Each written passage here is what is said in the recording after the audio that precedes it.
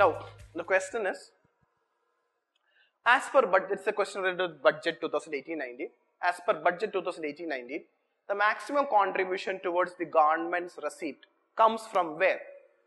Non-tax revenue, GST and other taxes, corporation taxes, borrowings and other liabilities. So before answering this question, we'll have an idea about, we'll look into this figure and we'll identify that from where this maximum rupee have come from in budget 2018. It is a simplified version.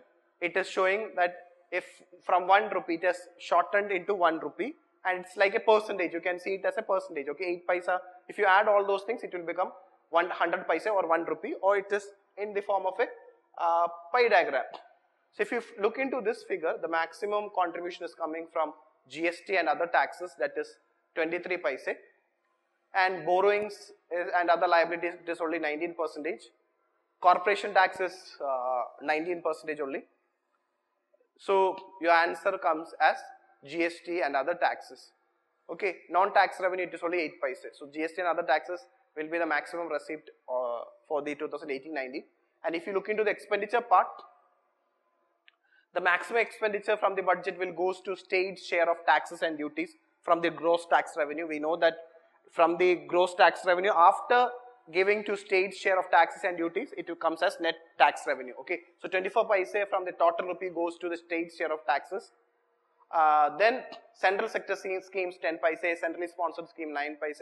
Interest payment, a major important component. Okay, so if you remove the state share, the major expenditure is interest payment. We don't consider the state share of taxes and duties. Already we take it into consideration the net tax revenue only. But it is showing the end, but these are all central taxes. Okay, so from there the expenditure from where all it's showing finance commission and other transfer 8 paise, subsidies 9 paise, but the major component is interest payment 18 paise. If in the choice under expenditure, if it is showing state share of tax and duties, then obviously that will be the maximum rupee going from the budget. Now we'll try to answer that question. Under the budget, maximum contribution have gone received. Maximum contribution towards the government received have come from GST and other tax. The answer is B, Bombay. Now the next and the last question from PMT 25. It's about a question is regarding gross tax receipts. They are saying that there is a continuous increase in the rate of growth of gross tax received as percentage of GDP in the last 5 years. So in the last 5 years, gross tax receipts, so you understand the word gross tax. Okay, gross tax, net tax. Gross tax means the entire tax is collected by the sender. Net tax means after deducting the state share, what is left for the sender, that is net tax. So what is saying that the gross tax received as percentage of GDP in the last 5 years have increased. We will see it. The next question is, next statement is, in the last 5 years, indirect tax revenue has percentage of GDP never exceeded the direct tax revenue. So we'll see both the point in the explanation.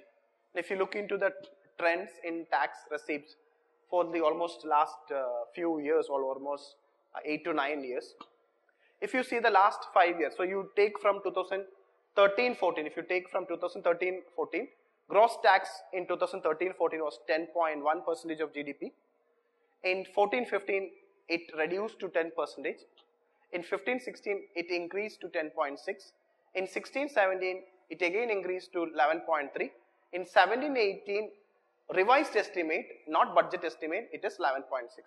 But there is no steady increase. You can see that in 14-15, gross tax receipt have come down. So in the last 5 years, steady increase in the gross tax receipt is a wrong statement.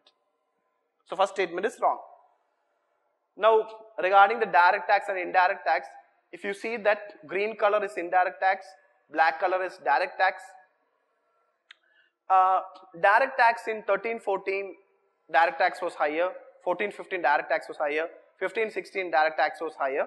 But in 16-17, indirect tax was higher, 5.7% of GDP, and direct tax was 5.6% of GDP. So that statement went wrong. What it says that indirect tax was always lower than direct tax in the last 5 years. That statement is also wrong.